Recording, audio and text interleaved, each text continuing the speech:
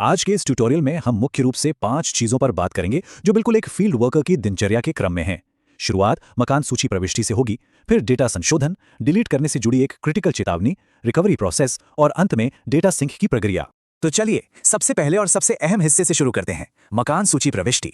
Field में काम की शुरुआत करते समय सबसे पहले एचएलओ ऐप में मकान सूची प्रविष्टि विकल्प को खोलना होता है।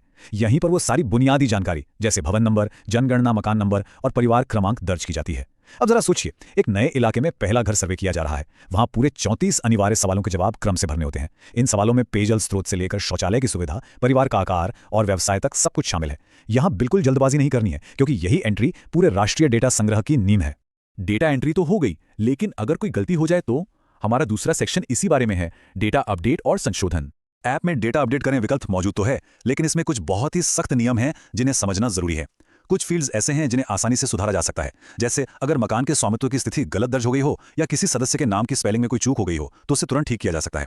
लेकिन सबसे बड़ा कैच यहाँ है, लाइन नंबर, भवन नंबर और जनगणना मकान नंबर जैसे मुख्य पहचानकर्ता एक बार दर्ज होने के बाद पूरी तरह लॉक हो जाते हैं। मतलब डेटाबेस को सुरक्षित रखने के लिए इनमें कोई भी बदलाव संभव नहीं है। इसी के साथ ऐप में डेटा के स्टेटस को समझना भी बहुत जरूरी है। अगर किसी परिवार के सभी 34 सवालों के जवाब सबमिट हो चुके हैं तो वो प्रविष्टि पूर्ण मानी जाती है और सिस्टम में एक हरे रंग के टिक के साथ दिखती है। लेकिन फील्ड में अक्सर एक बहुत ही आम सी गलती हो जाती है। जल्दबाजी में मान लीजिए कि किसी सदस्य की आयु का कॉलम छूट गया, बस इतने से ही वो प्रविष्टि अपूर्ण हो जाएगी। और इसका सीधा सा मतलब यह है कि उस प्रविष्टि को वापस खोलकर बचा हुआ डेटा पूरा करना ही होगा, वरना वो सिंक नहीं होगी। अब आते हैं सेक्शन 3 पर, और ध्यान दीजिएगा, ये सभी के लिए एक अत्यंत गंभीर और क्रिटिकल चेतावनी है। ये एक ऐसी बात है जिसे एकदम गांठ बांध लेना चाहिए। किसी भी परिस्थिति में, और मेरा मतलब है किसी भी परिस्थिति में, डिलीट ऑप्शन का इस्तेमाल बिल्कुल नहीं करना है। अगर गलती से भी कोई डेटा डिलीट हो गया ना, तो लाइन नंबर हमेशा के लिए गायब हो जाते हैं और पूरा का पूरा क्रम टूट जाता है। सच मानिए, फील्ड में होने वाली ये सबसे बड़ी तकनीकी गलती है जिससे हर हाल में बचना है। एक छोटी सी क्लिक से पूरे दिन की मेहनत और डेटा का स्ट्रक्चर खतरे में पड़ सकता है। लेकिन इंसान है, कभी तकनीकी भूल या मानवीय गलती से डेटा डिलीट हो ही जाए तो क्या करें? सेक्शन 4 में इसी डिलीट डेटा की रिकवरी का समाधान बताया गया है। अगर कभी ऐसा हो कि बिना सिंक किया हुआ डेटा डिलीट हो जाए और लाइन नंबर गायब हो जाए तो घबराना नहीं है, बल्कि एक रिकवरी प्रोसेस को फॉलो करना है। और यहीं पर काम आता है ऑफलाइन पेपर रिकॉर्ड।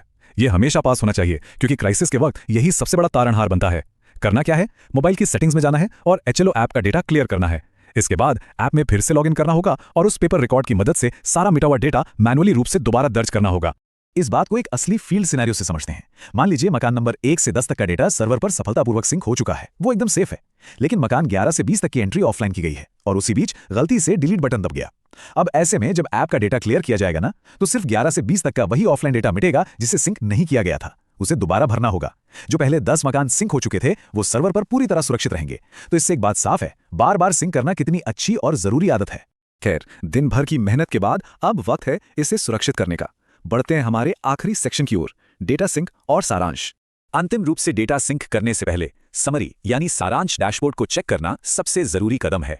स्क्रीन पर सब कुछ साफ साफ दिखता है। कुल कितने जनगणना मकान सर्वे हुए, कितने गैर आवासीय थे, सामान्य और संस्थागत परिवारों की संख्या क्या है, साथ ही कितने फॉर्म पूर्ण हैं, कितने अपूर्ण रह गए हैं और कितनों को लॉक किया जा चुका है।